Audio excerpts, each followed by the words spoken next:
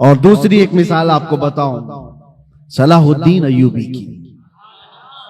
ایک ایسی جنگ لڑا اس مرد مجاہد نے کہ ساری صلیبی طاقتیں جمع ہو گئی تھی اور 4 لاکھ کی فوج جمع ہو گئی. 4 لاکھ کی فوج صلیبیوں کے پاس. اگر 4 لاکھ انسان کھڑے کر دیے جائے نا تو سروں کا سمندر نظر آئے گا، سروں کا سمندر ہوگا. اور اس وقت صلاح الدین ایوبی کے سامنے ایسا چیلنج تھا، بکھری ٹوٹی ہوئی سب فوج ملانے کے بعد صلاح الدین کے پاس صرف 12,000 کا لشکر تھا. 12,000 کا مقابلہ 24,000 سے ہو تو سمجھ میں آئے، 48,000 سے ہو تو سمجھ میں آئے، لیکن 12,000 کا مقابلہ 4 لاکھ سے ہونے والا ہے. ایگریمنٹ سائن کر لو، صلح کر کے ختم کر کے چلے جاؤ. صلاح الدین نے اپنے فوجیوں سے پوچھا کیا ارادہ ہے تمہارا؟ صلیبی طاقتیں سب جمع ہیں اور ہماری تعداد کم ہے. کیسے جوان اس لشکر میں شامل تھے. اپنے سپہ سالار سے کہتے ہیں صلاح الدین اگر رسول اللہ صلی اللہ علیہ وسلم کے صحابہ تعداد دیکھ کر میدان میں اترتے تھے تو ہم بھی دیکھ کر اتریں گے، اور اگر وہ اللہ اس کے رسول کے بھروسے اترتے تھے تو ہم بھی ان کے نقش قدم پر اللہ اور رسول کے بھروسے اترے. ہم نے تعداد نہیں دیکھی، تعداد نہیں دیکھی. اللہ کی مدد آئی. اور تاریخ لکھنے والے انگریز لوگ ہیں، عیسائی لوگ ہیں، کتابیں آج بھی مارکیٹ میں مل جائیں گی آپ کو. یہ 4 لاکھ کا مقابلہ جو 12,000 سے ہوا تھا، تاریخ کی ایک ایسی جنگ ہے. انگریز مورخ لکھتے ہیں کہ صلاح الدین کو اور ان کی فوجوں کو قیامت تک فراموش نہیں کر سکتے صلیبی لوگ، اس لیے کہ اس جنگ میں اس نے چھیٹڑے اڑا دیے تھے اور ٹکڑے ٹکڑے کر دیے تھے، سب کو بکھیر دیا تھا. لوگ اپنی جانیں بچا کر نکل گئے، مفاہمت پر آ گئے. ایگریمنٹ صلاح الدین نے نہیں، سامنے والوں نے سائن کیا.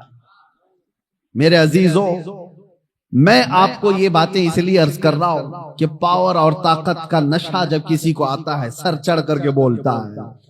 اور ایک بات، فرعون کی عمر زیادہ نہیں لمبی کی جاتی، ظلم کی تاریخ زیادہ لمبی نہیں ہوتی، اور ان کا انجام بھیانک ہوتا ہے.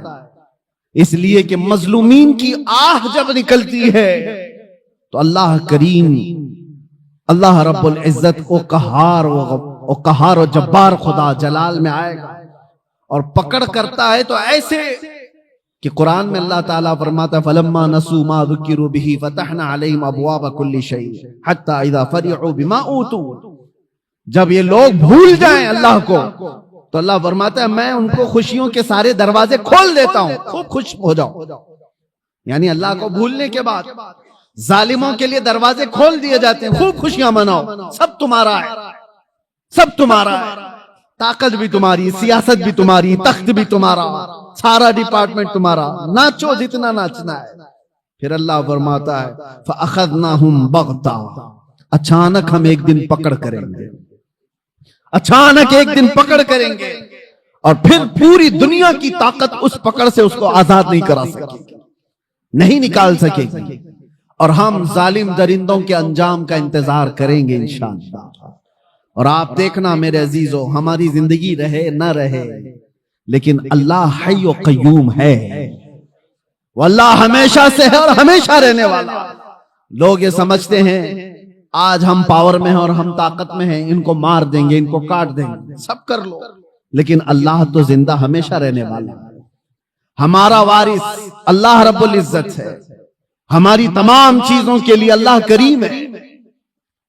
ہم نے جب یہ قرآن میں پڑھا وَأُفَوِّضُ أَمْرِي إِلَى اللَّهِ، اللہ نے یہ قرآن میں سکھایا ہے کہ یوں کہو کہ میں نے اپنے سارے معاملات اللہ کے حوالے کر دیا. ان اللہ بصیر بالعباد، بے شک اللہ اپنے بندوں کو دیکھ رہا ہے. تو پھر دیکھو اللہ تعالیٰ بندوں کو کیسے دیکھتا ہے. ہاں وقت لگتا ہے، تھوڑے دنوں کی بات ہے، میں نے اس وقت دیکھا پڑھنے کے میرے مطالعے میں ایک چیز آئی تھی. حضرت ابو جندل ایک صحابی ہیں، مکہ میں یہ گرفتار ہوئے تھے، قیدی بن گئے کافروں کے ساتھ، اور تقریباً جانتے ہو 16 سال انہوں نے کافروں کی قید میں گزارے. اور جب رسول پاک صلی اللہ علیہ وسلم صلح حدیبیہ جو ہوئی اس دن، حضور 1400 صحابہ کے ساتھ عمرہ کرنے آ رہے تھے، تب مکہ والوں نے روک لیا تھا اور ایگریمنٹ سائن ہو گئے تھے. सुलह हुदैबिया जो है उसमें यह था कि मक्का से कोई भाग करके जाएगा तो मदीने वाले उसको वापस कर देंगे, और मदीने से कोई भाग करके आएगा तो हम उसको वापस नहीं करेंगे, हम अपने पास रख लेंगे। सब ऐसी एग्रीमेंट उन्होंने साइन की थी। उसी वक्त ये अबू जुंदल सहाबी कैद से निकल करके आ गए थे। अंदाजा करो 16 साल के बाद कोई जंजीरें तोड़ करके निकल आया हो, और वो भी सहाबा की जमात में आ गए। सहाबा ने सीने से सीना लगाया, वो फूट फूट करके अपने जख्म बता रहे थे। लेकिन कुफ्फार को जैसे ही पता चला हमारा एक कैदी भाग गया है, तो उन्होंने कहा कि अभी अभी हमारा एग्रीमेंट हुआ है कि जो मक्का से भाग कर जाएगा उसको मदीने वाले वापस करेंगे, अबू जुंदल को हमारे पास वापस करो। सहाबा सब खड़े हो गए कि इस मजलूम को हम वापस कैसे करेंगे, जंग कर लेंगे। सबकी नजरें हुजूर पाक की तरफ थी कि हुजूर क्या फैसला फरमाए। अबू जुंदल अपने जख्म दिखा दिखा करके सहाबा से कह रहे थे इनके पास वापस भेजोगे मुझे बहुत मारेंगे। तो मक्का के कुफ्फार और मुशरिकीन को हुजूर ने कहा कि अब वो आ गया छोड़ दो, अभी तो हमारी एग्रीमेंट साइन नहीं हुई। तो उन्होंने एग्रीमेंट को खत्म कर दिया और कहा कि अगर ये हमको वापस नहीं किया जाएगा तो हम एग्रीमेंट भी नहीं करेंगे। जब जिद पर अड़ गए, हुजूर पाक ने अबू जुंदल की तरफ देखा और कहा अबू जुंदल मक्का वापस चले जाओ, रहमतुल लिल आलमीन है। सारे सहाबा देख रहे हैं। बसा औकात ऐसे हुक्म आएंगे मेरे अजीजों जिंदगी, लोग ये समझते हैं ये तो हमारी तकलीफ पर और तकलीफ आ रही है। वो रहमतुल लिल आलमीन है और 16 साल का कैदी बाहर आया है और हुजूर उसको कहते हैं वापस चले जाओ। दुनिया की नजर तो ये देख रही है कि रहमतुल लिल आलमीन है, वापस इसको कैद में भेज रहे हैं। सारे सहाबा से कहते लड़ लो, इसको वापस निकाल लो। लेकिन तुम नहीं जानते जो रसूलुल्लाह की नजर देख रही है। ये इम्तिहान है हमारा। मुसीबत के बाद हम आस लगाए हैं अल्लाह उसके रसूल की जात से, तो हो सकता है 2-4 मुसीबतें फिर आ जाएं। तुम ये कहोगे कि मैंने तो एक मुसीबत से छुटकारे की दुआ की थी, 4 और आ गई। कहीं ऐसा तो नहीं कि तुम्हारा ईमान बिखर जाएगा और तुम छोड़ दोगे। मैंने देखा है कैद के दिनों में कितने ऐसे हैं जो काफिर हो जाते हैं, यही कहते हुए कोई अल्लाह नहीं है, हम तो कितने दिनों से दुआ कर रहे हैं, हम पर तो और केस ही केस होते जा रहे हैं। माज़अल्लाह रब्बिल आलमीन, ये कड़ा इम्तिहान है मेरे अजीजों। हुजूर ने वापस कर दिया। और हैरत की बात मैं आपको बताऊं, दूसरा कोई आम मामूली आदमी हो तो जंग कर ले और लड़ाई कर ले, या फिर छूटा हुआ कैदी, उसको जब ये फरमान सुना दिया जाए तो बिफर जाए और कहे कि मैं तो छोड़ देता हूं, ऐसा दीनी क्या।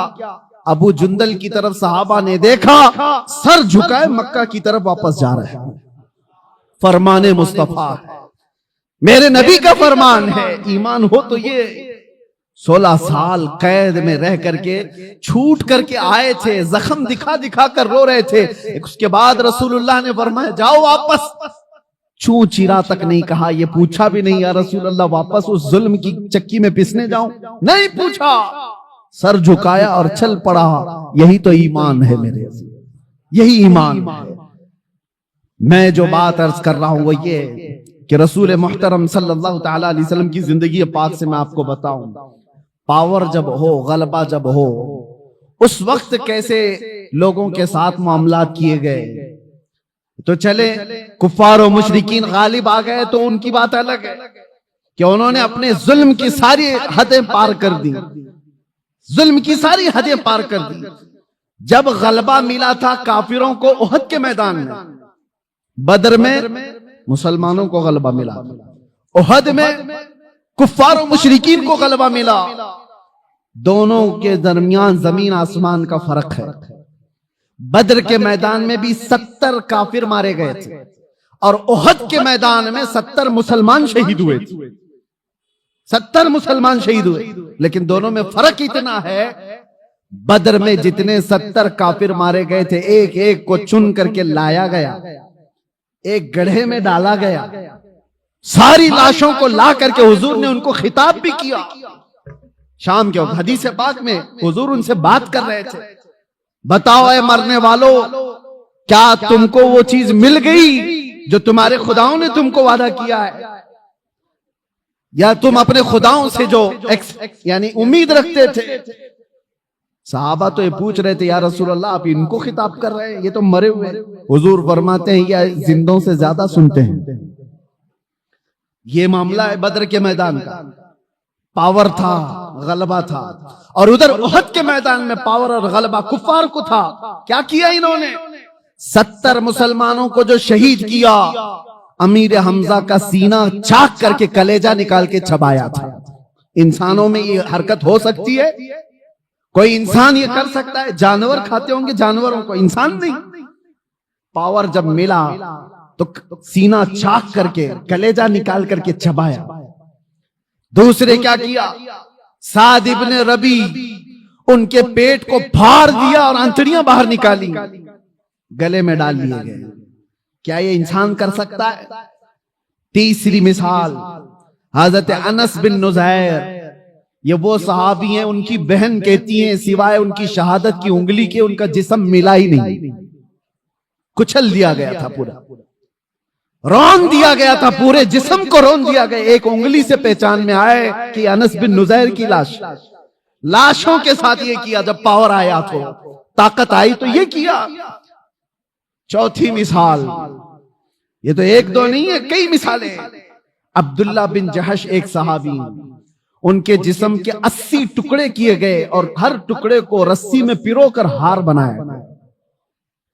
یہ پاور جب آئے تو کفار یہ کرتے ہیں، اور رسول اللہ صلی اللہ تعالی علیہ وسلم کے ہاتھ میں جب پاور آیا۔ اب میں آپ کو بتاؤں، یہ احد کا میدان تھا جہاں جنگلی جانوروں سے زیادہ ظلم کفار و مشرکین نے کیا صحابہ کے ساتھ۔ 70 صحابہ جو شہید ہوئے ہیں، سب کی لاشوں کے ساتھ انہوں نے بہت برا سلوک کیا ہے، بہت برا سلوک کیا ہے۔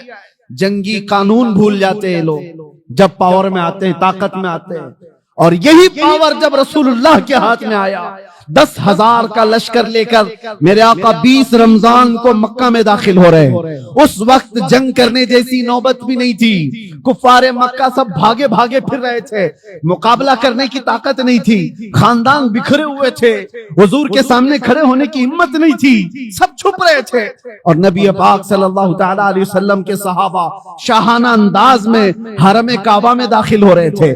لبیک کی صدائیں گونج رہی تھی، حرم کعبہ کی سرزمین چومی جا رہی تھی، اور اللہ اکبر کی صداؤں سے مکہ گونج رہا تھا۔ اس وقت جانتے ہو 10,000 کا لشکر جب مکہ میں آیا ہو، ہیبت ایسی طاری تھی سب کے دلوں پر کہ لوگ دیواروں سے چپکے ہوئے کھڑے تھے، کوئی دروازوں کے اندر بند کھڑے تھے، لیکن میرے آقا صلی اللہ علیہ وسلم جب حرم کعبہ میں آئے، اذان دی گئی اور پھر مکہ والوں کو بلایا گیا، کہاں ہیں سارے لوگ؟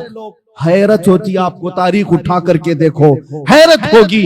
جس نے حضور پاک صلی اللہ علیہ وسلم کے مقابل میں ایک دو نہیں کتنی جنگیں لڑی، جنگ بدر میں مقابلے میں ابو سفیان ہے، جنگ احد میں مقابلے میں ابو سفیان ہے، جنگ خندق میں مقابلے میں ابو سفیان ہے، حضور کے مقابلے میں ابو سفیان اتنی جنگیں حضور کے مقابلے میں لڑتے رہے، اور حضور اس دن اعلان کرتے ہیں مکہ کے فتح مکہ کے دن جب پاور ہاتھ میں ہے، میرے آقا فرماتے ہیں جو بھی مکہ میں ادھر ادھر چھپ کر کے بھاگ رہے ہیں ان کو ڈرنے کی ضرورت نہیں، جو میرے دادا عبد المطلب کے گھر میں آ گئے وہ پناہ میں ہے، جو ابو سفیان کے گھر میں آ گئے وہ پناہ میں ہے۔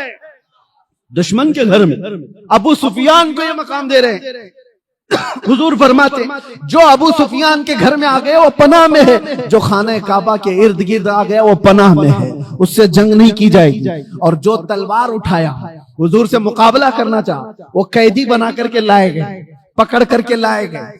فتح مکہ کا دن، صحابہ تو صحابہ ہیں جو برسوں سے جنگوں کی زندگی دیکھ رہے ہیں حضور کے ساتھ، میرے عزیزوں ان کی قربانیاں کم نہیں ہیں۔ حضرت ابو ہریرہ سے پوچھو، حدیثیں بتاتی ہیں ایسی ایسی جنگوں میں صحابہ گئے، کہتے ہیں کہ پیروں پر کپڑے باندھنے پڑتے تھے، سارے ناخن اکھڑ گئے، ایسی جنگیں وہ لڑ کر کے آئے بغیر چپل پہنے۔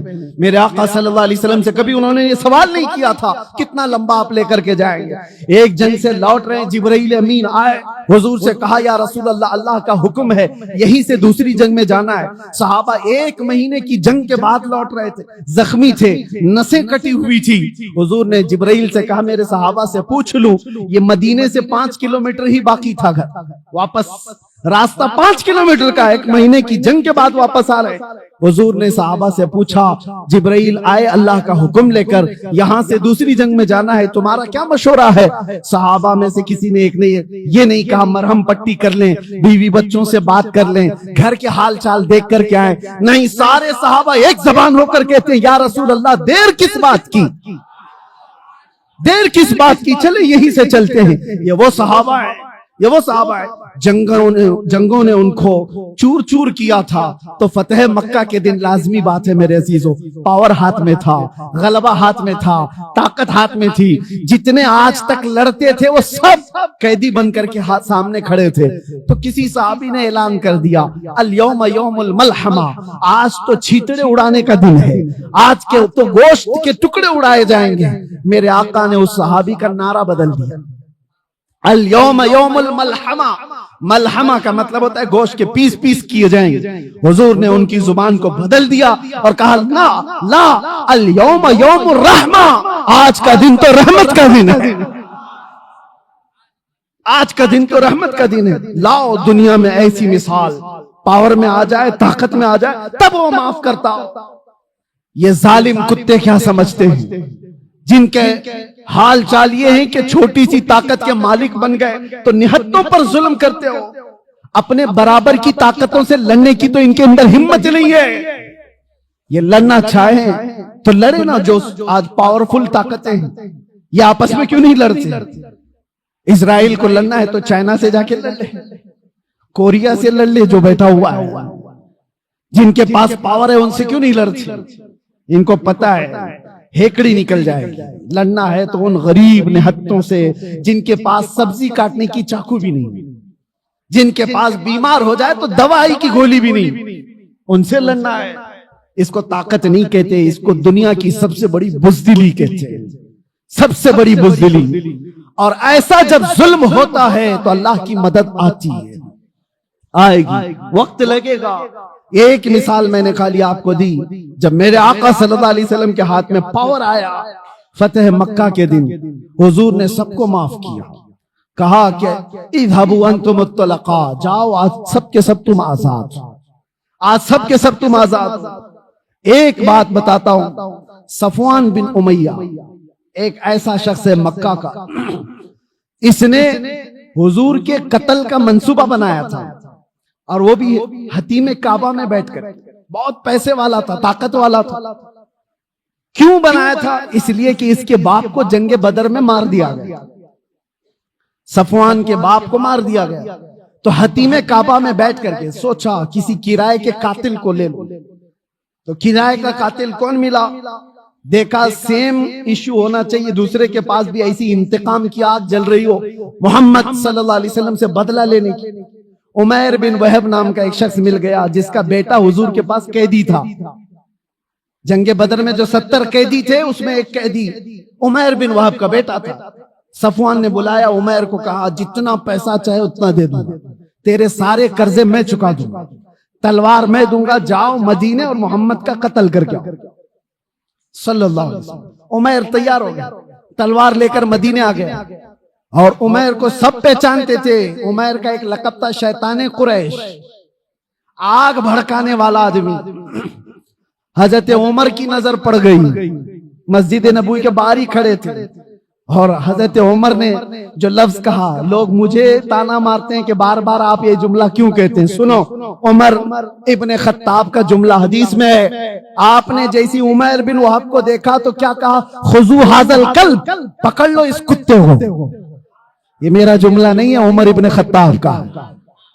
ہاں اگر ہماری زبان سے کتا نکلتا ہے تو وہ برابر جگہ کے لیے نکلتا ہے، ایسا نہیں ہے۔ ہاں تو عمیر بن وہب کو پکڑنے کے لیے عمر ابن خطاب نے کہا، پکڑ لیا، گردن میں گمچھا ڈال کر کے گھمایا، اور پھر حضور پاک صلی اللہ علیہ وسلم مسجد نبوی میں اندر سے جا کر کے پوچھا، آقا وہ عمیر بن وہب آیا ہے، کیا کروں اس کا؟ آپ حکم دیں تو وہی نپٹا دوں اس کو۔ جنگ بدر کو بھڑکانے والا وہی آدمی تھا۔ حضور نے فرمایا آنے دو اندر۔ جب عمیر بن وہب آیا تو حضور نے پوچھا کیوں آئے ہو؟ اس نے کہا بس بیٹے کی خیر خیریت پوچھنے آیا ہوں۔ حضور نے فرمایا سچ بتاؤ کیوں آئے ہو؟ کہا نہیں بس یہی میرا بیٹا آپ کے قید میں حال چال معلوم کرنے آیا۔ حضور نے فرمایا بیٹے کی خیر خیریت لینے کے لیے تلوار لے کے تو نہیں آتے؟ تو اس نے تلوار پھینک دی۔ کہا کیا فائدہ اس تلوار کا، تلواریں ہمارے پاس تھی بدر میں پھر بھی ہم نہیں جیت پائے نا۔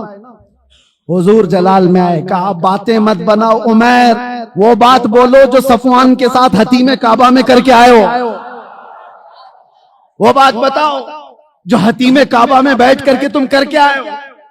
بس اب کیا تھا، عمیر بن وہب کا جسم کانپنے لگ گیا۔ تنہائی میں بات کی تھی عمیر بن وہب نے صفوان سے اور کہا میں گواہی دیتا ہوں آپ اللہ کے سچے رسول ہیں، مجھے اپنی غلامی میں شامل کر لو۔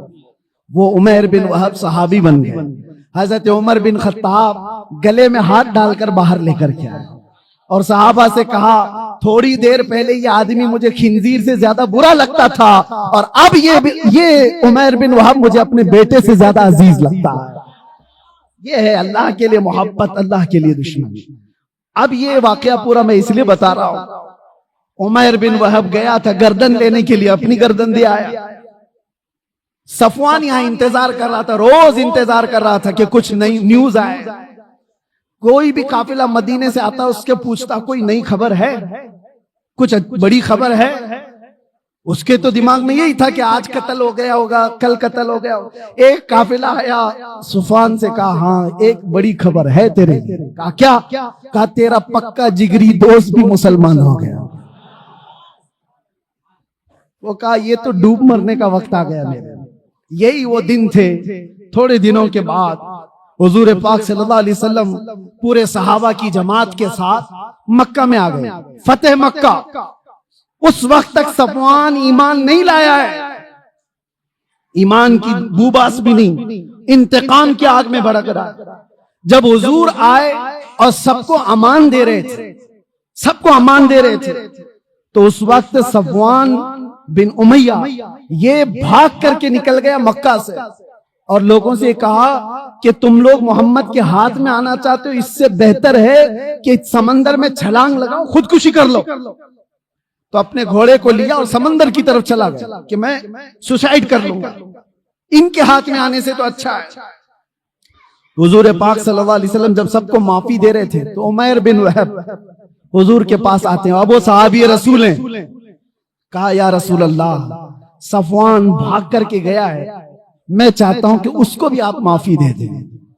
اس نے اگرچہ آپ کے قتل کا منصوبہ بنایا تھا، میں ہی آیا تھا، لیکن اس کے اندر اپنے باپ کے انتقام کی آگ بھڑکی ہوئی تھی، اس لیے کیا تھا، آپ معاف کر دیں۔ حضور نے دیکھا عمیر بن وہب کس کی سفارش کر رہا ہے؟ صفوان کی۔ حضور نے کچھ نہیں کہا، مسکرایا اور کہا صفوان کے لیے بھی امان ہے۔ یہ نہیں کہا کہ وہ ایمان لائے تو امان ہے، نہیں، جس حالت میں ہے اس حالت میں امان ہے۔ تو عمیر بن وہب کہتے میں ایسا دوڑا دوڑا گیا صفوان کو بتانے کے لیے کہ اس کی جان بچا لوں، وہ چھلانگ نہ لگا لے۔ بھاگتے گھوڑے سے دوڑاتے ہوئے پا لیا صفوان کو قریب میں۔ کہا تیرے لیے بڑی خوشخبری ہے، محمد صلی اللہ علیہ وسلم اتنے رحم دل آدمی ہیں، انہوں نے تجھے معاف کر دیا ہے۔ صفوان کہتا ہے یہ چیز یقین کرنے کی جیسی ہے ہی نہیں، دنیا میں کون ایسا کرتا ہے؟ تو یا تو کوئی چال بازی کر رہا ہو۔ کہا نہیں، ابو سفیان کو معاف کیا، ہندا کو معاف کیا، سب بڑے بڑے لوگوں کو معاف کیا، تم کیا ہو؟ تو اس نے کہا مجھے اس وقت تک یقین نہیں ہوگا جب تک ان کی کوئی نشانی نہ دیکھ لوں۔ یہ دیکھیں ایک آدمی جو پکڑا گیا ایک قیدی ہے اور وہ اپنی بخشش کے لیے نشانی پوچھ رہا ہے۔ ارے ڈوبتے کو تنکے کا سہارا ہونا چاہیے، اگر فرمان بھی سن لے تو آ جانا چاہیے، لیکن وہاں نہیں۔ وہ کہتا ہے میں اس وقت تک یقین نہیں کروں گا جب تک نشانی نہ۔ عمیر بن وہب پھر سے واپس آئے اور حضور سے کہا یا رسول اللہ وہ مان نہیں رہا ہے، وہ خودکشی کر لے گا، وہ مر جائے گا اور اس کو میری بات پر یقین نہیں آ رہا ہے۔ حضور نے فرمایا کیا وہ میرے تمام حیت کو پہچانتا ہے؟ کہا کہ یا رسول اللہ آپ کی حیت کو کون نہیں پہچانتا، آپ کی شکل و شباہت کو کون نہیں پہچانتا۔ حضور نے اپنا عمامہ اتارا اور کہا یہ لے جاؤ اور اس کو بتا دو۔ اللہ اکبر، آتا ہے فقیروں پہ انہیں پیار کچھ ایسا، خود بھیک دیں اور خود کہیں منگتے کا بھلا۔ उमैर बिन वहब हुजूर का यामामा लेकर पहुंचे। देखते ही सफवान पहचान गए ये रसूलुल्लाह का मामा। वापस पलट आया सर झुका करके मेरे आका के पास खड़ा था। मेरे आका ने कहा सर झुकाओ नहीं, उठाओ, सर उठाओ। तुम जिस हालत में रहना चाहते हो तुम आजाद हो। अब कौन आजाद रहना चाहेगा? कौन आजाद रहना चाहेगा? हुजूर पाक ने जब इतना जुमला कहा तो सफवान ने कहा ऐसी दुनिया की आजादी से बेहतर है आपके तलवों के नीचे रहा जाए, आपके कदमों में रहा जाए। ये है पावर आने के बाद के मामलात। हुस्ने सुलूक कोई दुनिया वाला करके दिखाए। पावर आने के बाद आज भी जो नशेड़ी हुकूमतें बैठी हुई हैं, चुन चुन के जो मुकद्दमे लगाती हैं पिछली हुकूमतों के ऊपर, ये क्या है? ये सब इंतकामी जज्बा है। आज इनके पास पावर है, इसको जेल में डाल दो, उसको जेल में डाल दो।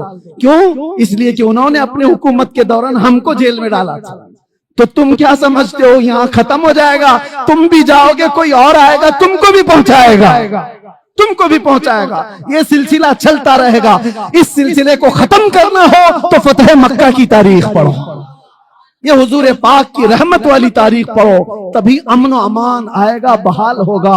अल्लाह का हजारहा करोड़ा शुक्र है कि मौला ने ऐसे वैसे ऐरे गैरे के दीन पर नहीं रखा, हमें अल्लाह तबारक व तआला ने मोहम्मदुर रसूलुल्लाह के दीन पर रखा।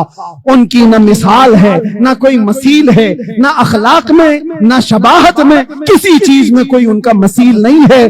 अल्लाह करीम आखिरी दम तक हमें हुजूर के कदमों से वाबस्ता रखे। इसीलिए मेरे अजीजों, माँ बाप के भी अदब और एहतराम की जो बात की गई है कि माँ बाप का अदब और एहतराम वो किस वक्त? कि जब वो लोग ताकतवर हो और तुम छोटे हो, उस वक्त नहीं। उस वक्त तो हर बच्चा अपने माँ बाप का अदब करता है, क्योंकि माँ भी पावरफुल है, ताकत है उसको, बाप भी ताकतवर है, कमाता वही है, घर वही चलाता है, और बच्चा अभी जवान भी नहीं हुआ, छोटा है, तो अदब तो करेगा ही, डांट तो सुनेगा ही। कमाल उस वक्त है जब वो बुढ़ापे पर आ गए और उनके हाथ पांव नहीं चलते, कमाई का कोई जरिया नहीं, और तुम पावरफुल हो चुके हो, तुम्हारे पास अल्लाह ने ताकत भी दी, दौलत भी दी। अब देखा जाए कि तुम मां को झिड़क के बात करते हो या फिर वो अदब दिखाते। इम्तिहान तो उस वक्त है जब वो कमजोर हो जाएं और तुम ताकतवर हो जाओ। इसीलिए कुछ लोग शोहर और बीवी के साथ हुस्ने सुलूक के जो मामलात हैं, इसको भी मैं आपको बताता हूं। किस वक्त एतबार है इस चीज का? कोई अगर ये कहता है मैं अपनी बीवी के साथ बहुत अच्छा सुलूक करता हूं, तो अगर अच्छा सुलूक करता है तो ये देखा जाएगा कि किस वक्त कर रहा है। जब तेरी ताकत सब खत्म हो गई, अब तुझे बीवी की जरूरत पेश आई, उस वक्त अच्छा सुलूक कर रहा है, या उस वक्त जब वो कमजोर थी और तू ताकतवर था? इसीलिए मेरे अजीजों, ये सारी मिसालें देखना है तो मोहम्मदुर रसूलुल्लाह सल्लल्लाहु अलैहि वसल्लम की जिंदगी, मेरे आका करीम सल्लल्लाहु तआला अलैहि वसल्लम की जिंदगी पाक, हुजूर पाक सल्लल्लाहु तआला अलैहि वसल्लम के अपने वालिदैन के अदब की जो मिसाल मिलती है। हुजूर के वालिदैन तो बहुत जल्दी इंतकाल कर चुके, लेकिन फिर भी हदीस में मिलता है उस वक्त नहीं जब मेरे आका सल्लल्लाहु अलैहि वसल्लम का बचपन था, उस वक्त की बात जब मदीने तैयबा में इस्लामी हुकूमत एस्टेब्लिश हो चुकी है। कैसर और किसरा थर्रा रहे हैं, हुजूर के नाम से कांप रहे हैं। जिस जगह सहाबा चले जाएं, फतह व कामरानी उनके कदम चूम रही हो। उस वक्त जब गलबा था, गलगला था, नबी पाक सल्लल्लाहु अलैहि वसल्लम सहाबा के साथ बैठे, एक बूढ़ी औरत आती है, हुजूर खड़े हो जाते और खड़े हो गए। सहाबा चौंक गए। मेरे आका सल्लल्लाहु अलैहि वसल्लम ने अपनी चादर निकाली और बिछाया उस बूढ़ी खातून को बैठने के लिए। सहाबा ने पूछा, ये वो सरवरे किश्वरे रिसालत है, सैयदुल अंबिया है, जिसके कदमों को माथा लगाकर जिब्राइल बोसा देते हो, वो किसी बूढ़ी के लिए खड़ा हो जाए? तो हुजूर पाक सल्लल्लाहु अलैहि वसल्लम से सहाबा ने पूछा कि इस खातून का अदब क्यों? मेरे आका ने फरमाया, ये 2 साल मुझे दूध पिलाने वाली हलीमा सादिया है। नबी पाक सल्लल्लाहु अलैहि वसल्लम ने उस वक्त अदब करके दिखाया है جب پاور تھا، غلبہ تھا، صحابہ کی جماعت تھی، اور ایک بوڑھی خاتون آئی، اور وہ بھی جنم دینے والی عورت نہیں ہے، دودھ پلانے والی دایا ہے۔ میرے عزیزو، ایک دو مثال نہیں، ہر مثال میں آپ کے سامنے رکھوں۔ حضور پاک صلی اللہ تعالی علیہ وسلم ایک بار ایک درخت کے نیچے آرام فرما رہے ہیں، صحابہ بھی تھے، کسی غزوے سے واپس لوٹ رہے تھے۔ اس وقت اچانک ایک دشمن آ گیا، وہ گھات لگائے بیٹھا ہوگا، صحابہ نیند میں تھے، حضور پاک صلی اللہ علیہ وسلم کی تلوار بازو رکھی ہوئی تھی، اچانک ایک شخص آیا اور حضور کی وہ تلوار اٹھا لی۔ حضور نبی پاک صلی اللہ تعالی علیہ وسلم بیدار ہوئے اور دیکھا تو وہ تلوار سونتے کھڑا ہے بالکل حضور کے سامنے، حضور پاک صلی اللہ علیہ وسلم کے پاس۔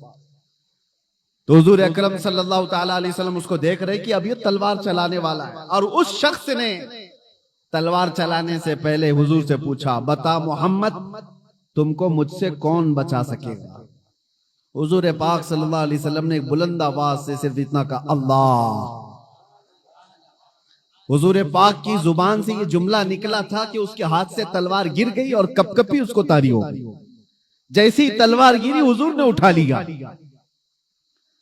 اب آپ دیکھیں، جب کایا پلٹ جائے، پانسا پلٹ جائے، پاور دوسرے کے پاس آ جائے، اور اس وقت جو ہم کو ستایا ہوا آدمی ہمارے ہاتھ کے نیچے آ جائے، تو پھر انسان کی فطرت کیا ہوتی ہے؟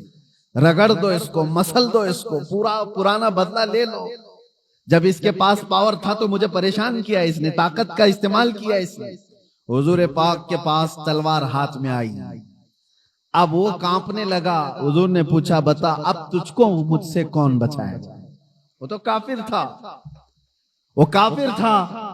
حضور نے تو فرمایا تھا اللہ۔ اس نے کہا، میں نے سنا ہے کہ تم کریم ابن کریم ابن کریم ہو۔ حضور پاک صلی اللہ علیہ وسلم نے فرمایا، جاؤ تمہیں آزاد کر دیا۔ تو وہ آزاد ہو کر کے گیا تھوڑی نا، بلکہ کہا کہ لا الہ الا اللہ محمد رسول اللہ، اور اپنی قوم میں آ کر کے بتایا، میں نے ایک ایسے رحم دل انسان کو دیکھا ہے، جب اس کے ہاتھ میں پاور آ گیا تو اس نے تلوار چلانے کی بجائے مجھے مسکرا کر کے آزاد کیا۔ میرے عزیزو، یہ آسان بات نہیں۔ انسانی فطرت تو ایسی ہے کہ پاور کا استعمال ہر آدمی اکثر غلط کاموں میں استعمال کرتا ہے۔ وہ صرف رسول اللہ کی ذات ہے، وہ یقیناً ہمارے لیے قائد کل ہیں، ہمارے لیے نمونہ عمل ہے۔ لا کر کے دکھاؤ دنیا بھر کی طاقتیں، جن کے پاس پاور آتا ہے اس کے بعد وہ کس طرح کا رولنگ کرتی ہے۔ میں اسلام کو چھوڑ کر کے آپ کے سامنے رکھوں اگر بات، ہاں کبھی کبھار یہ درندے ہمیں ایسے بادشاہوں کی مثال لا کر کے بتاتے ہیں جن کا اسلام سے کوئی زیادہ تعلق نہیں رہا، وہ تو عیاش بادشاہ تھے، نام مسلمان ہونے سے کوئی مسلمان تھوڑی نہ ہو جاتا ہے۔ ویسے تو ترکی کے انقلاب کے بعد مصطفیٰ کمال بادشاہ نام سے جو ریولیشن آیا تھا، سلطنت عثمانیہ ختم ہونے کے بعد ترکی میں جو بادشاہ بنایا گیا انگریزوں کی طرف سے، اس کا نام کیا تھا؟ مصطفیٰ کمال بادشاہ۔ اس نے تقریباً 10-11 سال حکومت کیا، پورے اسلام کو ختم کرنے کے لیے ایڑی چوٹی کا زور لگا۔ قرآن پہ پابندی، اذان پہ پابندی، حجاب پہ پابندی، عربی زبان پہ پابندی۔ 11 سال کی حکومت میں نام کیا تھا؟ مصطفیٰ کمال۔ نام ہو جانے سے کوئی مسلمان نہیں ہوتا۔ ہاں یہ بات یاد رکھے، مثال لاؤ ایسی ابو بکر و عمر و عثمان و حیدر رضی اللہ تعالیٰ عنہما جیسے، کہ ان کے دور خلافت میں اگر آپ کو ہزاروں مثالیں رکھوں، پاور تھا، غلبہ تھا، طاقت تھی، تب پھر کس طرح کا استعمال کیا ہے۔ آج دنیا کو دیکھو، نہتوں پر جو ظلم کیا جاتا ہے، برابر کا مقابلہ ہو تو سمجھ میں آئے کہ دو پہلوان میدان میں لڑ رہے ہیں۔ فلسطین اور اسرائیل کے معاملات کو پوری دنیا جانتی ہے۔ ایک طرف کنکر اور پتھر لے کر لڑنے والے بچے، اور ایک طرف پیٹروٹ میزائل پوری دنیا کو سپلائی کرنے والی ہائی ٹیکنالوجی پاور والی طاقت۔ کوئی مقابلہ ہے؟ کوئی مقابلہ نہیں، لیکن دنیا دیکھ رہی ہے۔ اور حقیقت میں بتاؤں، حق و باطل کے معاملات جب بھی ٹکرائے نا، برابری کبھی ہوئی نہیں، برابری ہوئی نہیں۔ ایک طرف 82 لوگ ہیں اور ایک طرف 22,000 کا لشکر کربلا کے میدان 82 کا ڈبل کر دو ٹرپل کر دو 4 گنا کر دو سمجھ میں آئے کہ یہ لوگ ڈبل تھے یہ ٹرپل تھے نہیں ارے کتنے گنا زیادہ 80 لوگوں کے مقابل میں اگر 22,000 آئے تو کوئی کمپیریزن ہو سکتا ہے کوئی مقابلہ ہے ان کا لیکن حق و باطل کی لڑائیاں ہمیشہ ایسی رہی پاک کو خبر تو ہے کہ دروازے کے باہر کون کھڑا ہے اسی لیے قرآن کہہ رہا ہے جاؤ تو ہاتھ باندھ کر کھڑے رہو بس میرا رسول خود ہی باہر آئے پکارنے کے لیے ہم اور آپ ہیں ہم مجھے پکارو ہو سکتا ہے مجھے پتہ ہی نہیں باہر کون ہے لیکن رسول کے لیے نہیں ایک صحابی آئے وہ دعا کرانے کے لیے آئے تھے گھر سے غریب تھے تنگ دست تھے ان کے ماں باپ کا انتقال ہو گیا تھا یہ سوچ کر کے گھر سے نکلے آج میرے والدین کی مغفرت کی دعا کراؤں گا اور میری غریبی دور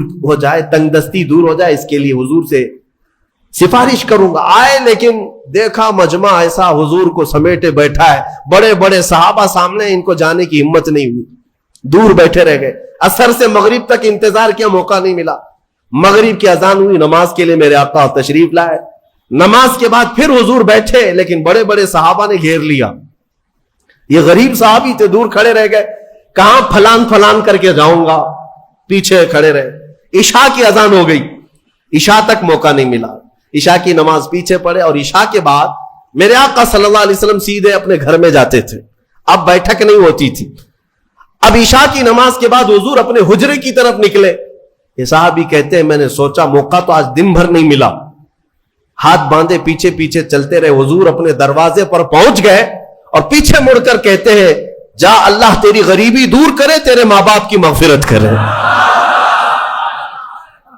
کس نے کہا میرے نبی سے کس نے کہا میرے عزیزو اسی لیے تو ہمارا عقیدہ یہ ہے کہ وہ دلوں کی بھی سنتے ہیں اس کی بھی سنتے ہیں جسے بولنا نہیں آتا وہ لکڑیوں کی جب سنتے ہیں ہرن کی جب سنتے ہیں تو امتیوں کی کیوں نہیں سنیں گے ہم یہاں سے پکارے وہ وہاں سے سنے مصطفیٰ کی سماعت پہ دور و نزدیک کے سننے والے وہ کانے لالے کرامت پہ اسی لیے سنیوں میں کہتا ہوں کہ تفسیر بھی سننا ہو تو عشق مصطفیٰ کے ساتھ سنو مزہ ہی کچھ اور ہے کہ اپنے نبی کو چھوڑ کر محفل کون سی ہوتی ہے رسول جس محفل میں نہ ہو تو محفل کہاں ہے اسے محفل نہیں کہا جاتا بلے شاہ میاں رحمت اللہ علیہ بڑے صوفی بزرگ ہیں وہ کہتے ہیں جس دل میں حضور کی یاد نہ ہو اس دل میں کتے بستے ہیں کتے ہوتے ہیں جانور بستے ہیں حقیقت ہے دل اسی کو کہتے ہیں جس میں حضور کی یاد آئے دل ہے وہ دل جو تیری یاد سے معمور رہا سر ہے وہ سر جو تیرے نام پہ قربان ہاں دل اور سر وہی ہے جو حضور کے لیے ہو حضور کے لیے نہ ہو تو پھر یہ کدو کا ایک ٹکڑا ہے اور دل جو ہے سینے کے اندر وہ گوشت کا ایک چھترا ہے اور کچھ نہیں ہاں بس ان کی حیثیت اتنی ہے دونوں کندھوں کے بیچ میں ایک کدو کا ٹکڑا ہے اور سینے کے اندر گوشت کا ایک چھترا ہے اسے دل مت کہنا اور اسے سر مت کہنا دل کہنے کے لیے ضرورت اس بات کی ہے کہ دیکھو پہلے اس میں حب مصطفیٰ ہے یا نہیں سر کہنے کے لیے ہر ایک کو سر مت کہنا بلکہ اعلیٰ حضرت فرماتے سر صرف وہی ہے جو ان کے قدموں پہ قربان ہونے کو تیار ہے وہی سر ہے بہرحال آج کی اس تفسیر میں ہم نے بارگاہ رسول کا ادب پڑھا اسی لیے ہے میرے عزیزوں حضور پاک صلی اللہ تعالی علیہ وسلم کو چھوڑ کر دنیا کا کوئی علم نہیں ہے کوئی علم نہیں واللہ اعلیٰ حضرت فرماتے ہیں ذکر خدا بھی جو ہے اللہ کا ذکر کرنے کے لیے جب بھی کھڑے ہوں گے اگر اس میں مصطفیٰ کا ذکر نہیں آیا تو اسے ذکر خدا کہا ہی نہیں جائے گا ذکر خدا ہے ہی نہیں ہو ذکر خدا جو ان سے جدا چاہو نہ جدیو واللہ ذکر حق نہیں کنجی سقر کی ہے فرماتے ہیں یہ جہنم کی چابی ہے حضور کا ذکر چھوڑ کر کے اگر تم کہتے ہو بخدا خدا کا یہی ہے در نہیں اور کوئی مفر مکر اس کو میں سمجھاؤں آپ کو اعلیٰ حضرت فرماتے ہیں مفر کا مطلب ہوتا ہے بھاگنے کی جگہ اور مکر کہتے ہیں ٹھہرنے کی جگہ حضور کو اگر چھوڑو گے تو نہ بھاگنے کی جگہ ہے نہ ٹھہرنے کی جگہ ہبلی میں نہیں پوری دنیا میں ہاں نہ بھاگنے کی جگہ ملے گی نہ ٹھہرنے کی جگہ ملے گی حضور کو اگر چھوڑو گے. اگر کوئی یہ سمجھتا ہے نا ہمارے پاس جگہ ہے ہمارے پاس کس کے, ہاں پی ایم کے چرنوں میں ہے, سی ایم کے چرنوں میں ہے ہمارے پاس جگہ, تو جتنے دن راج کرنا ہو 4 دن کی چاندنی ہے. پھر دیکھنا ایک وقت آئے گا جب تمہاری روح قبض ہوگی, سامنا میرے مصطفیٰ کا کرنا ہوگا, اور پھر ملائکہ تمہیں بتائیں گے, اور قیامت کا دن تو یہ حساب کا ہوگا. دیکھنی ہے حشر میں عزت رسول اللہ, وہاں کسی کی نہیں چلنے والی, کسی کی نہیں ہے. خلیل اللہ کو بھی حاجت رسول اللہ. عزیزان گرامی وقار, بخدا خدا کا یہی ہے در, نہیں اور کوئی مفر مقر. جو وہاں سے ہو یہی آ کے ہو, جو یہاں نہیں تو وہاں نہیں. تفسیر قرآن کے لیے بھی حضور پاک صلی اللہ تعالی علیہ وسلم کی محبت شرط ہے, شرط ہے. حضور کو چھوڑ کر ایک ابھی سوشل میڈیا میں گمراہی پھیلانے والے کئی ایسے موسمی کیڑے آتے رہتے ہیں, اور آج مجھے جوانوں کو بتانا اس لیے بھی ضروری ہے کہ یہ اپنا آدھا دین جو ہے سوشل میڈیا پر ہی سمجھ بیٹھے ہیں. ہاں, ان کا سب سے بڑا استاد تو علامہ گوگل ہے. مولانا گوگل سے پوچھیں گے, نام بھی اسی سے پوچھیں گے, مسئلے بھی اسی سے پوچھیں گے, اور گوگل صاحب سب بتا دیتے ہیں. تو جس کا استاد گوگل ہے وہ سنے, وہ سنے. ہر چیز اس میں جو آ جاتی ہے وہ صحیح نہیں ہوتی. ہاں, شہد دکھائے زہر پلائے, قاتل ڈائن شوہر کش, اس مردار پہ کیا للچانا دنیا دیکھی بھالی. اعلیٰ حضرت نے اس کی بہت پہلے تشریح کر دی تھی. یہ وہ دنیا ہے جو تمہیں شہد دکھاتی ہے اور زہر پلاتی ہے. کچھ لوگ ایسے آئے ہوئے ہیں اس میں. ایک شخص آیا, وہ کہتا ہے کہ صرف قرآن, اس میں کسی حدیث کی ضرورت نہیں, حدیث لینا ہی نہیں ہے, نہ بخاری نہ مسلم نہ ترمذی نہ ابو داؤد نہ نسائی نہ ابن ماجہ نہ مشکات, کوئی حدیث نہیں چاہیے, قرآن ہی چاہیے, صرف قرآن. قرآن سے ہمیں یہ خبر ملی, کچھ نوجوان اس میں بہکتے چلے گئے. ہاں, قرآن ہی تو سب کچھ ہے اس کے اندر. جب اللہ نے فرمایا سارا بیان ہم نے قرآن میں اتار دیا ہے, کوئی خشکی تری چھوڑا ہی نہیں, سب کچھ قرآن میں ہے, تو پھر حدیث کی کیا ضرورت. وہ شک ڈالتے ہیں. ارے ظالم, تو یہ تو بتا یہ قرآن اترا کس پہ ہے, یہ قرآن کہاں سے آیا, کون بتایا یہ آیت ایسی ہے. حضور کو چھوڑے گا تو ایک آیت بھی تجھے نہیں ملے گی. قرآن کس نے سنایا؟ ارے حضور پر وہی اترتی تھی, حضور سنائے صحابہ کو تو قرآن لکھا گیا. اگر حضور بیان نہ کرتے تو کیا قرآن آتا؟ آج نبی پاک کو چھوڑ کر کچھ لوگ یہ کہتے ہیں کہ کسی حدیث کی ضرورت نہیں, صرف قرآن, صرف قرآن. اے میرے عزیزوں, اس طرح کی گمراہیوں سے اپنے آپ کو بچا لو. میں حدیث میں یہ بھی بتا دوں, حضور پاک صلی اللہ علیہ وسلم نے یہ بھی بشارت 1400 سال پہلے دی.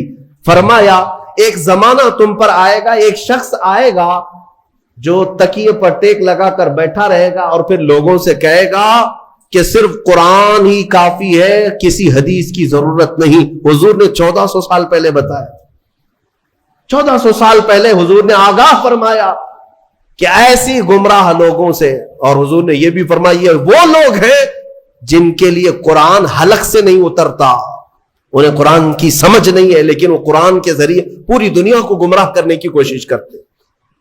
اے میرے عزیزوں, قرآن کو صرف گوگل سے نہیں, صرف فیس بک سے نہیں, بلکہ علماء صالحین با عمل عاشقان مصطفیٰ سے پڑھا کرو, تو پھر تمہیں ہر آیت کا مفہوم بھی سمجھ میں آ جائے, ورنہ ادھر کا ادھر مارتے رہ جاؤ گے.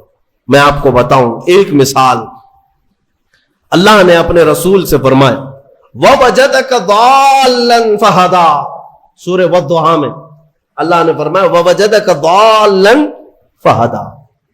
ضال کا مطلب عربی میں گمراہ, بھٹکا ہوا ہے. ایک معنی یہ ہے, ایک خصوصیت ہے عربی کی, ایک ورڈ کے کئی معنی آتے ہیں, کئی معنی آتے ہیں, عربی کی خصوصیت ہے. کچھ الفاظ تو ایسے ہیں جن میں ایک ورڈ ہے 70 معنی ہیں, الگ الگ معنی نکلتے ہیں. یا عقل والا دیکھ کر کے ترجمہ کرے گا یہاں کیا مراد ہے. فار ایگزامپل العین, یہ عربی کا ایک ورڈ ہے جو آنکھ کو بھی کہتے ہیں, گھٹنے کو بھی عین کہتے ہیں, सूरज को भी आयन कहते हैं, पानी से जो चश्मा निकलता है ना सोता, उसे भी आयन कहते हैं, और पूरी जात को भी आयन कहते हैं। कितने माने हो गए, सब डिफरेंट हैं। आंख को भी आयन, घुटने को भी आयन, सूरज को भी आयन, पानी के चश्मे को भी आयन, जात इंसान को भी आयन। तो अब अगर कहीं ये कह दे किसी ने ये कह दिया कि मेरी आयन से पानी आ रहा था, तो तर्जुमा करने वाला है कि हाँ मौलाना के घुटने से पानी आ रहा था। हाँ, या तर्जुमा ये करो शायद मौलाना के सूरज से पानी आ रहा था। अरे मियां यहां सूरज कहां से आ गया? हाँ, अक्ल वाला इतना तो तर्जुमा करेगा। अगर ये कह रहे मेरी आयन से पानी आ रहा था तो शायद इनकी आंख से पानी आ रहा। समझ में आया? हाँ, इतनी तो समझ माशाल्लाह हमारा मजमा रखता है। अगर मैं एक जुमला कह दूं तो तर्जुमा आप खुद ही कर लेंगे। मिसाल के तौर पर अगर मैं ये कह दूं अरबी में कि आज आयन 6:30 बजे निकल गया, तो आप तर्जुमा क्या करेंगे? मौलाना का घुटना 6:30 बजे निकल गया, ये करेंगे? आप क्या करेंगे? सच बताओ। सूरज। अल्हम्दुलिल्लाह, ये अक्ल है, ये इतनी समझ है कि सूरज आज 6:30 बजे निकल गया, ये मतलब है। लेकिन आओ, जिसकी मत मारी जाती है, जिसके अंदर हिश्के मुस्तफा ना हो, कोड़ हो, वह ऐसे ही तर्जुमे करता है। दाल का मतलब होता है रास्ता छोड़ा हुआ, भटका हुआ। लेकिन कुछ अच्छे माने भी आते हैं उसके, कुछ अच्छे माने भी आते हैं। लेकिन अच्छे मक्खी को कहां नजर आते हैं? वो जिस्म में जहां जख्म होगा वहीं बैठेगी ना, जख्म जहां देखती वहां बैठेगी, क्योंकि मक्खी को पीप पीने का शौक है, खून पीने का शौक, अच्छी जगह नहीं बैठती।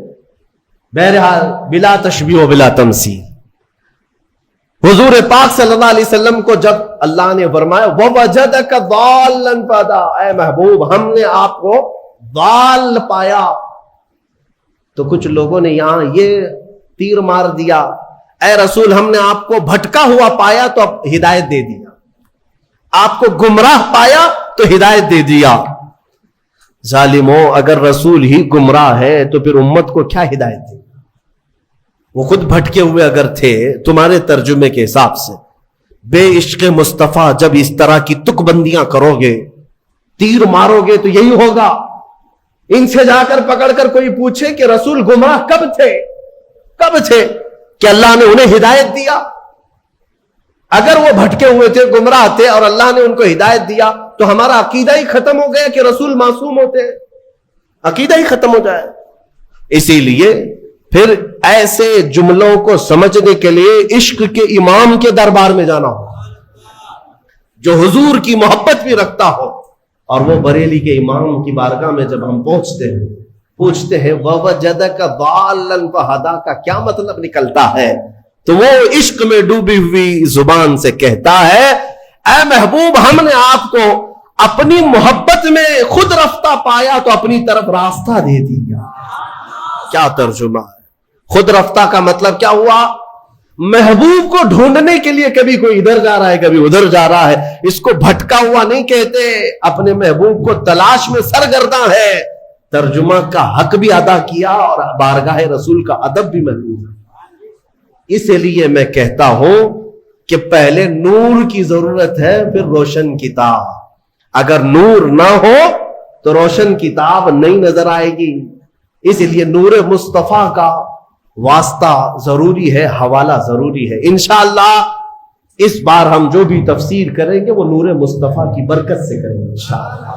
और हम कोशिश ये करेंगे कि कोई तफसीर हमारी जिक्र मुस्तफा से खाली ना होने पाए, कोई तफसीर हमारी, कोई मजलिस और कोई महफिल हमारी जिक्र मुस्तफा से खाली ना होने पाए। इसलिए कि हमें जो कुछ भी मिला है या रसूल अल्लाह वो तुम्हारी बदौलत मिला है। और अगर हमारी जुबानें तुम्हारा जिक्र ना करे तो फिर ये जुबान किस काम की है? दहन में जुबान तुम्हारे लिए, बदन में है जहां तुम्हारे लिए। या रसूल अल्लाह हम आए यहां तुम्हारे लिए, उठे भी वहां। जब हम उन्हीं के लिए आए हैं तो फिर क्यों ना उनका जिक्र करें। हम मुसलमान साथ में अल्लाह ताला का ये शुक्र बजा लाते हैं कि मौला तूने अपने हबीब के चाहने वालों की जमात में हमें बनाया है, हमें उस जमात में रखा जो सुबह उठती है तो मुस्तफा जाने रहमत पे लाखों सलाम कहती है, और अपना सलाम नमाजों का फेरती भी है तो खड़े होकर या नबी सलाम अलैका कहती है। यानी मौला का ये कितना बड़ा एहसान है कि उसने अपनी इबादतों के लिए मस्जिद में बुलाया, लेकिन हमारी मस्जिदें इबादतें खुदाबंदी के साथ साथ मदीने की तरफ तवज्जो भी दिला देती है, मदीने की तरफ रुख करना भी सिखा देती है। वो मस्जिद ही क्या जो मदीने का रुख नहीं दिखाती, वो मस्जिद ही क्या जो मुस्तफा के चेहरे की तड़प नहीं पैदा करती, दीदार की तड़प नहीं पैदा करती। अल्लाह तबारक व तआला हमें कहने सुनने से ज्यादा अमल की तौफीक अता फरमाए। सूरह बकरा की वो तफसीर, पिछली तफसीरें होंगी, आप उसको भी सुन लें। हमने काफी सालों से जो तफसीरें की हैं मौजूद है, इसमें जो आयतें आई हैं इजमालन अगर मैं जिक्र करूं तो पहले अल्लाह ने ईमान वालों की तारीफ फरमाई। सबसे पहले जो शुरू हो रहा है युमिनून बिल गैब, वो लोग जो गैब पर ईमान लाते हैं, अल्लाह ने ईमान वालों की तारीफ की। उसके बाद काफिरों की मजम्मत की कि कुछ काफिर ऐसे हैं जिनके दिलों पर अल्लाह ने मोहर लगा दी, उन्हें कुछ अब समझ में नहीं आएगा। खत्म अल्लाहु अला कुलूबिहिम व अला समइहिम व अला अबसारिहिम गिशावा, उनके दिलों पर मोहर लगा दी गई, उनकी आंखों पर पर्दा पड़ा है, उनके कानों को कुछ नहीं सुनाई देगा। क्या हक बात यहां पर मैं बताता हूं, यूसुफ अलैहिस्सलाम का हुस्न है, यूसुफ अलैहिस्सलाम का हुस्न है, नंबर 1 हुस्न यूसुफ। उस पर क्या हुआ, कट गई। औरतों ने जानबूझकर के काटा, क्या जानबूझकर काटा, वाकया मैंने सुनाया। जुलेखा ने बुलाया, अचानक कहा कि लीमू काटो, औरतों के हाथ से लीमू गिर गया और कटा क्या। अब इसको मुझे बताएं, औरतों ने काटा या खुद कटी? कट गई। अरे मियां, जानबूझकर के काटना अलग बात होती है, उसके लिए हिम्मत की बात है, जिगरे की जरूरत होती है। हाँ, अनजाने में कट जाए अलग मामला है। हुस्न यूसुफ को देखती रही और कट गई उनकी उंगलियां, लेकिन किसकी उंगलियां कटी? औरतों की। कहां की औरतें? मिस्र की औरतें। औरतों की भी क्या कटी? उंगलियां। 5 चीजें आला हजरत ने एक मिसरे में बयान की। पहला वाला जो मिसरा है, कहते हैं हुस्न यूसुफ पे कटी मिस्र में अंगुष्ठ जना। 5 चीजों को तवज्जो दो। किस पर कटी? हुस्न यूसुफ पे, यूसुफ अलैहिस्सलाम के हुस्न पर। औरतों ने, मर्दों ने नहीं, औरतों ने। कहां की औरतें? मिस्र की औरतें। क्या काटी? उंगलियां काटी, यानी खुद काटी नहीं, कट गई। अब इसके बदले में जब मेरे आका की बारगाह आती है, इमाम अहले सुन्नत फरमाते हैं, या रसूल अल्लाह, अब यहां पर मिस्र की औरतें नहीं, मर्दाने अरब, जो अरब पूरी दुनिया में मरकजियत रखता है, वहां के अरब जंगजू और बहादुर माने जाते हैं। यहां के अरब, या रसूल अल्लाह, अब मर्दाने अरब, जनाने मिस्र नहीं, मिस्र की औरतें नहीं, या रसूल अल्लाह, यहां अरब के मर्द, और वहां हुस्न पर काटती हैं, हुस्न पर काटती हैं। आका, यहां तो सिर्फ नाम पर काटती हैं, यहां सिर्फ नाम पर काटते हैं, औरतें नहीं, मर्द।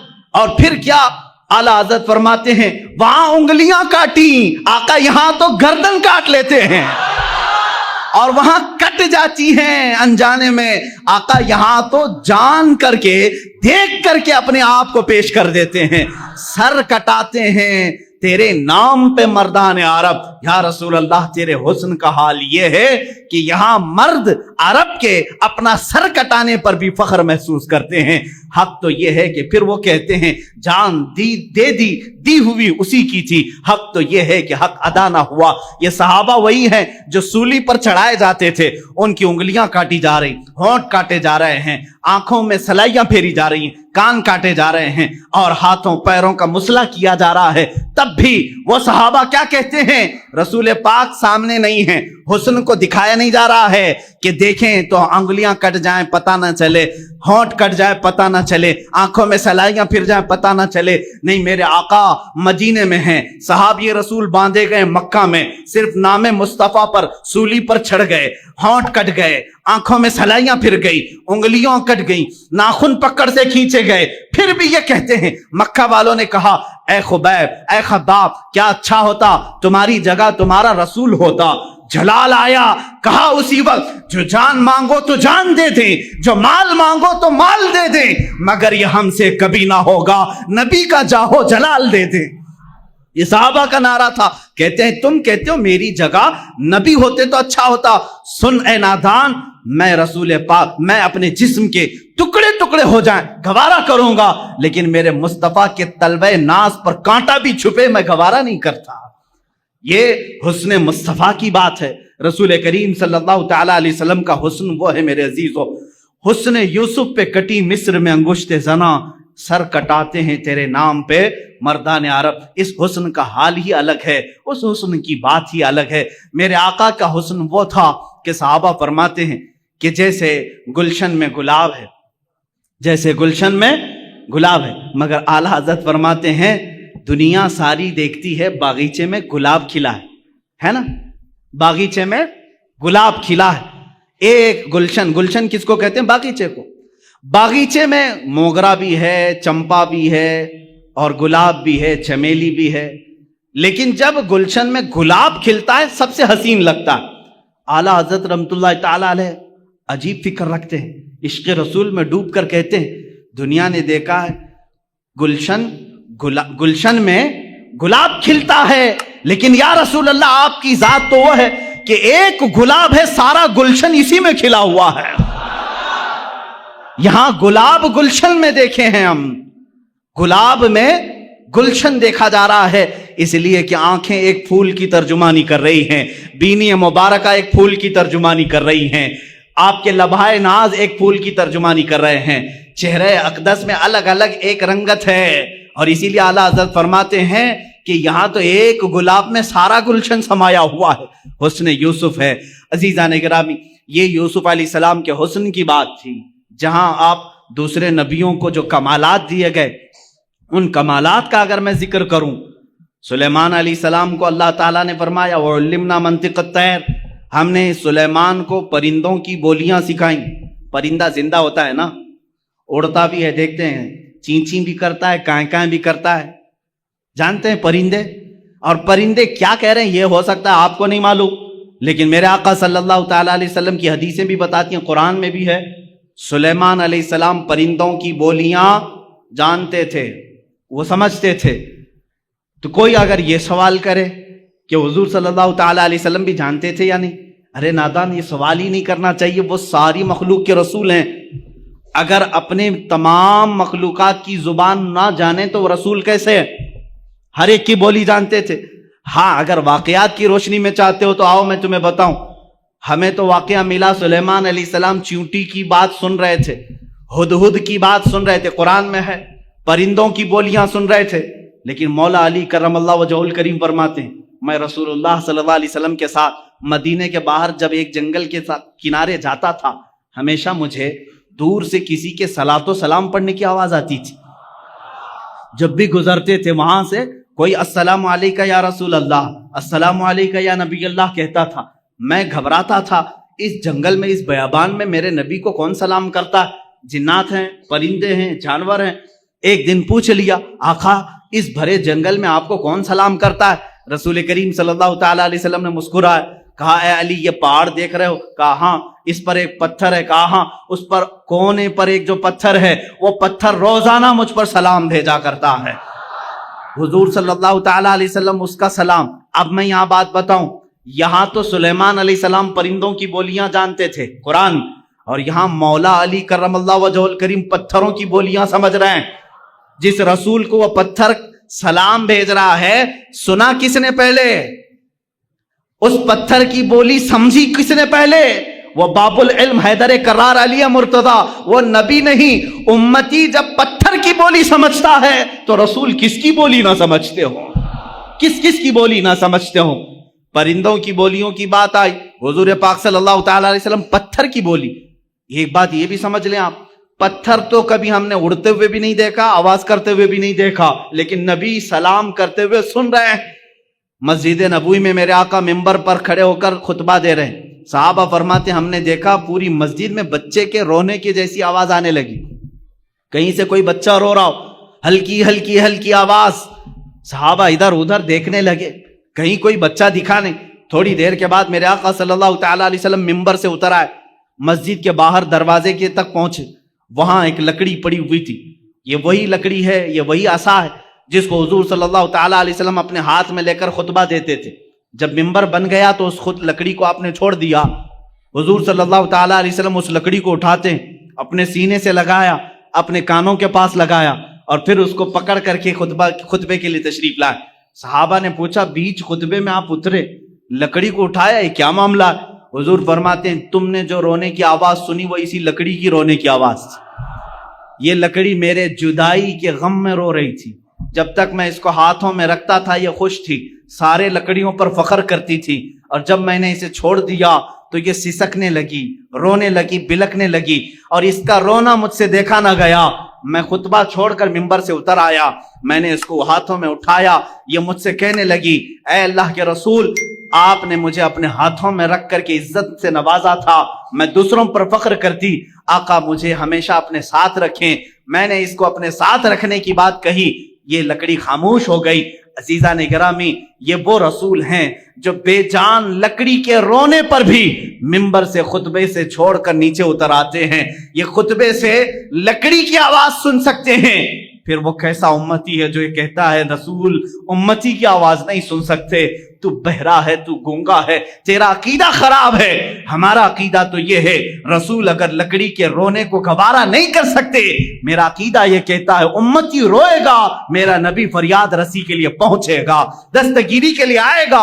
یہاں تمہیں رہنمائی حاصل کرنے کے لیے پھر بریلی کے تاجدار کے پاس پہنچنا ہوگا. وہ کہتا ہے عاشق رسول, ہم یہاں سے پکارے وہ وہاں سے سنے, مصطفیٰ کی سماعت پہ لاکھوں سلام, دور و نزدیک کے سننے والے وہ کان لالے کرامت پہ لاکھوں سلام. عزیزان گرامی وقار, یہ بولیاں سمجھنے کی بات تھی. ایک بار مکہ مکرمہ کی ہی بات ہے یا مدینہ طیبہ کی, مکہ میں غالباً لوگوں میں ایک بات مشہور ہو گئی کہ فلاں ایک جگہ جو پتھر ہے, مورتی ہے, اس کا پجاری یہ پوجا کرتا ہے. اچانک ایسا ہو گیا کہ حضور صلی اللہ تعالی علیہ وسلم کی شان میں برے برے کلمات کہہ رہا ہے. کون؟ پتھر. مورتی بول رہی تھی, مورتی بول رہی تھی. جو پتھر کی مورتی تھی اس کی وہ پوجا کرتے تھے, عبادت کرتے تھے. مورتی بولنے لگی تو سب خوش ہو گئے جتنے دشمن تھے کہ ہاں آج ہمارا بھگوان صحیح بولا. اب تک تو ہم حضور کے بارے میں خود ہی بول رہے, پتھر بولنے لگا. یہاں تو ڈپلیکیٹ بنا کر کے بولوایا جاتا ہے. آپ یہ مت سمجھیں کہ یہ وہ زمانہ نہیں تھا کہ پیچھے سے بیٹری اور سیل لگا کر کے مورتی کو بلوایا جا رہا ہو. سیل بھی نہیں تھا, بیٹری بھی نہیں تھی, کوئی کنیکشن بھی نہیں تھا. ہاں یہاں ہم سنتے ہیں اس طرح سے کہ کچھ خدا ایسے ہیں جو دودھ پیتے ہیں, پانی پیتے ہیں, لیکن انہی لوگوں کو معلوم بھی ہے وہ کہاں جاتا ہے پانی, کہاں جاتا ہے دودھ, جو لوگ اس طرح کی حرکتیں کرتے ہیں. لیکن مکہ میں جو ہوا وہ حقیقت میں ہوا. پتھر جو بول رہا تھا حقیقت میں بول رہا تھا. یہ وہ زمانہ نہیں ہے کہ مشین لگا کر کے بلوایا جا رہا ہو. تو صحابہ پریشان ہوئے, جنہوں نے صحابہ سے آ کر کے کہا دیکھو تمہارے محمد کے بارے میں ہمارا خدا کیا کہہ رہا ہے. محمد صلی اللہ تعالی علیہ وسلم کے بارے میں وہ کہہ رہا ہے وہ جھوٹے ہیں معاذ اللہ. حضور کے پاس آئے, صحابہ نے کہا آقا ایسا ایسا حادثہ ہو گیا ہے کہ فلاں پجاری کا جو بت ہے اس کا جو خدا ہے وہ بول رہا ہے, وہ بھی آپ کی شان میں برے جملے کہہ رہا ہے. حضور نے فرمایا ڈرتے کس بات کے ہو, چلو میں بھی سن لیتا ہوں کیا کہتا, میں بھی چلتا ہوں. حضور نے پیغام بھیجا, سارے لوگ جمع ہو گئے, بھیڑ جمع ہو گئی. خدا بول رہا ہے, حضور کی شان کے خلاف بول رہا ہے. ان کے لیے تو بڑی دلیل تھی, بڑی دلیل تھی. حضور صلی اللہ تعالی علیہ وسلم نے یہ پوچھ لیا ان سے کہ تمہارا جو خدا بولتا ہے وہ سچ بولتا ہے؟ سبوں نے کہا بالکل سچ بولتا ہے, 100% سچ بولتا ہے. حضور نے یہ اقرار کروایا سچ بول رہا ہے, کہا بالکل سچ بول رہا ہے. اس وقت تک کیوں کہہ رہے تھے وہ؟ اس لیے کہ حضور کے خلاف بول رہا تھا.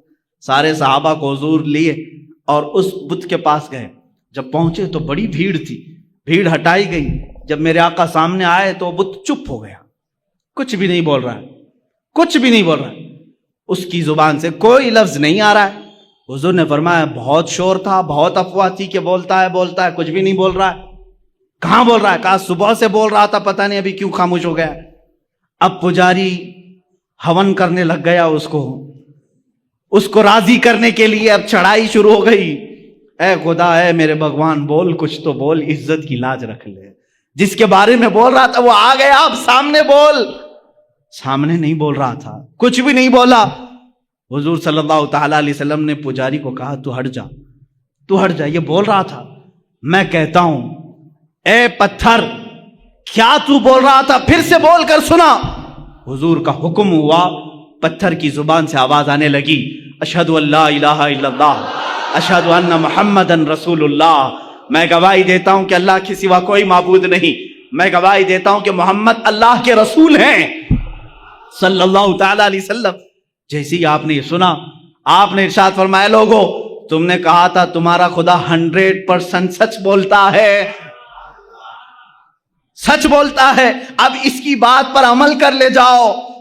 लेकिन गुस्से के मारे उस बुत को उन्होंने तोड़ दिया, मार दिया, टुकड़े कर दिया। अब हम दूसरा बनाएंगे, ये नहीं चाहिए, ये नहीं चाहिए, ये गुमराह हो गया। कौन गुमराह हुआ? खुदा गुमराह हो गया। ये नहीं चाहिए, ये हुजूर की बात कर रहा है, दूसरा चाहिए। ये है जब किसी के दिल पर मोहर लग जाए, वो हकीकत को नहीं समझता। अजीजा ने गिरामी औकात, हुजूर पाक सल्लल्लाहु ताला अलैहि वसल्लम ने बुलवाया किसको? परिंदों को, जानवरों को नहीं, पत्थरों को भी।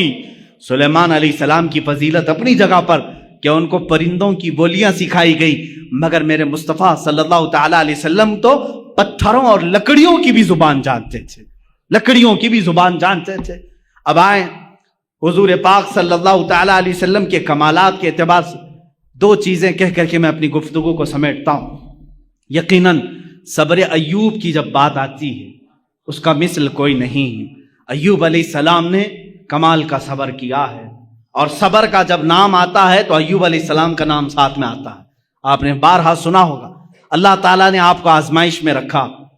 अल्लाह तबारक व तआला ने सैयदना अय्यूब अलैहिस्सलाम को ऐसा नहीं कि शुरू से बीमारी में रखा, शुरू से सारी नेमतें निकाल ली, नहीं। अय्यूब अलैहिस्सलाम बड़े मालदार थे, बहुत औलाद वाले थे, काफी बीवियां आपकी थी, 16 या 27 बीवियां आपकी किताब में शुमार की गई। कई औलाद आपकी थी, मवेशी थे, जानवर थे, जायदादें थी, बगीचे थे, बहुत कुछ था आपके पास। लेकिन एक बार अल्लाह ताला ने आजमाइश का हुक्म दिया, अब आजमाया जाए। फिर इनके एक एक चीजें गायब की गई, जाया की गई। इनके जानवर मरे, इनकी औलाद का इंतकाल हुआ, इनकी बीवियां फौत हुई, बागीचे हिलाक हो गए, जायदादें खत्म हो गई, हत्ता कि आपके जिस्म पाक में भी बीमारी डाल दी गई। बहुत तेज बुखार आपको रहता, यहां तक कि आपका जिस्म गल चुका था। इतनी शिद्दत का बुखार आपको दिया गया, लेकिन उस वक्त तक आप सब्र करते रहे, सब्र करते रहे। सब्र में आप ही का तो नाम लिया जाता है, लेकिन मेरे अजीजों, वो सब्र उनका मौजज़ा था। लेकिन मेरे आका सल्लल्लाहु अलैहि वसल्लम की जिंदगी पाक को अगर मैं बताऊं, मुस्तफ़ा करीम सल्लल्लाहु ताला अलैहि वसल्लम वो जात है जब वो दुनिया में तशरीफ लाने वाले हैं, दुनिया में उनके आमद से 6 माह पहले ही उनके वालिद का विसाल हो चुका है, इंतकाल पहले ही है। आप में से सबके बाप होंगे या मां होंगी, वालिदैन का साया कितनी अहमियत रखता है जानते हैं आप। मेरे मुस्तफ़ा सल्लल्लाहु ताला अलैहि वसल्लम दुनिया में तशरीफ लाए तो यतीमी की हालत में आए हैं, वो यतीम पैदा हुए हैं, अब्दुल्लाह के दुर्रे यतीम हैं। अपने बाप को पैदा होने से 6 माह पहले ही अल्लाह तबारक व तआला ने उनकी रूह कब्ज फरमाई। लेकिन ये सब्र नहीं है तो और क्या है। बच्चे ने आंख खोली, मक्का का माहौल ऐसा था कि बच्चों को दूध पिलाने के लिए मां के पास नहीं, दूर रखा जाता था। उस रिवाज के एतबार से पहले दिन हुजूर अकरम सल्लल्लाहु ताला अलैहि वसल्लम को या दूसरे दिन ही हुजूर को हलीमा सादिया की गोद में दे दिया गया। मां के पास नहीं, हलीमा सादिया के घर, जो मक्का मुकर्रमा से भी तकरीबन 150 किलोमीटर का दूर का सफर है। कौन बच्चा है आज दुनिया में जो अपनी मां से को छोड़कर पहले दिन सफर कर रहा हो। पहले दिन मुझे याद है जब मैं 11 साल का था, मुझे दूर पढ़ने के लिए भेजा जा रहा था, पूरा सफर रोता हुआ गया था। मां के आंचल से लिपट करके, बाप के सीने से लग करके, भाइयों को छोड़ता हुआ देख करके कौन गम के आंसू नहीं रोता। एक बच्चा जो अपने घर से जाता है होशो हवास में, मुझे मालूम है मेरे अजीजों हिजरत क्या चीज होती है, जब छोड़ करके अपने अजीजों को जाते हैं, उस रसूल को जिंदगी पाक को पढ़ो, ये सब्र नहीं है तो और क्या है, जो पैदाइश के पहले दिन अपनी मां से 150 किलोमीटर दूर हलीमा सादिया के साथ